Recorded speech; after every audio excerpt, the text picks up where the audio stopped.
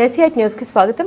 సూర్యాపేట జిల్లాలో పోలీసులు మరోసారి డ్రగ్స్ నెట్వర్క్ పై ఉక్కుపాదం మోపారు. ఆత్మకూరు మండల కేంద్రంలో భారీగా గంజాయి తరలిస్తున్న ముఠాను పోలీసులు చాకచక్యంగా పట్టుకున్నారు. 4 నిందితులను అరెస్టు చేయడమే కాకుండా వారి వద్ద నుండి లక్షలాది రూపాయల విలువైన గంజాయిని వాహనాలను స్వాధీనం చేసుకున్నారు. సూర్యాపేట జిల్లాలో గంజాయి విక్రేతలపై పోలీసులు పంజా విసిరారు. ఆత్మకూరు మండల కేంద్రంలో అక్రమంగా గంజాయి రవాణా జరుగుతుందన్న ముందస్తు సమాచారంతో పోలీసులు తనిఖీలు చేపట్టారు. ఈ తనిఖీల్లో 4 వ్యక్తులు గంజాయితో పట్టుబడ్డారు. వీరి వద్ద నుండి సుమారు 3 లక్షల రూపాయల విలువైన గంజాయిని పోలీసులు స్వాధీనం చేసుకున్నారు.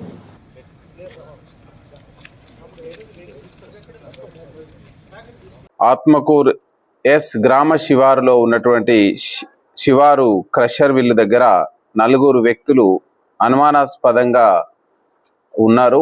వాళ్ళ గురించి మనకి ఇన్ఫర్మేషన్ రావడం జరిగింది.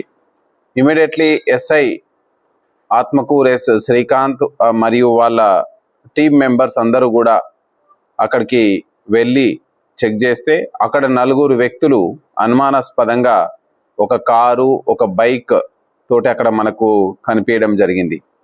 వీళ్ళందరూ ఒక గ్రూప్గా ఏర్పడి ఈజీగా డబ్బులు సంపాదించాలి, విలాసవంతమైనటువంటి డబ్బులు సంపాదించి విలాసవంతమైన జీవితాన్ని గడపాలి అనేది ఒకటి. రెండవది మత్తుకు డ్రగ్స్కు వీళ్ళు కూడా అలవాటు పడి ఆంధ్రప్రదేశ్ రాష్ట్రం సీలేరు ఏరియాలో గంజాయిని కొనుగోలు చేసి దాని ద్వారా వీళ్ళు స్వయంగా వినియోగించడం, అదేవిధంగా చిన్న చిన్న ప్యాకెట్లు చేసి అమ్ముకొని దాని నుంచి సంపాదించి మంచి జీవితాన్ని గడపాలనేటువంటి ఉద్దేశంతో వీళ్ళు ఒక పకడ్బందీ ప్లాన్ పెట్టుకోవడం జరిగింది.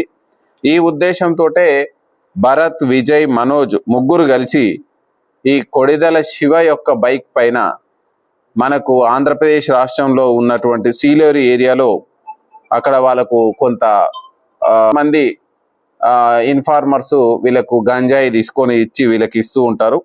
ఆ ఇచ్చిన గాంజాయిని ఈ మనోజు కారులో శివ, అదేవిధంగా బైక్ పైన భరత్, శివ గంజాయిని వీళ్ళందరూ పంచుకోవడానికి ఈరోజు మార్నింగ్ మనకు ఆత్మకూరు ఎస్ శివార్లో క్రషర్ దగ్గర వచ్చి పంచుకోవడానికి ప్రయత్నం చేస్తూ ఉన్నారు. మనకు పోలీసుకి తెలిసి ఇమీడియట్లీ ఎస్ఐ గారు ఆయన టీం అక్కడికి వెళ్ళి వీళ్ళని ఆ కారుని ఆ వెహికల్లో వెతికితే మనకు 5 కిలోల గాంజాయి, అదేవిధంగా వీళ్ళు ఈ అఫెన్స్కు ఉపయోగించినటువంటి కారు, అదేవిధంగా Bajaj Pulsar motor cycle seize చేసుకోవడం, అదేవిధంగా భరత్, విజయ్ మరియు మనోజ్ ముగ్గురు దగ్గర ఉన్న ఫోన్లని మనం సీజ్ చేసుకోవడం జరిగింది.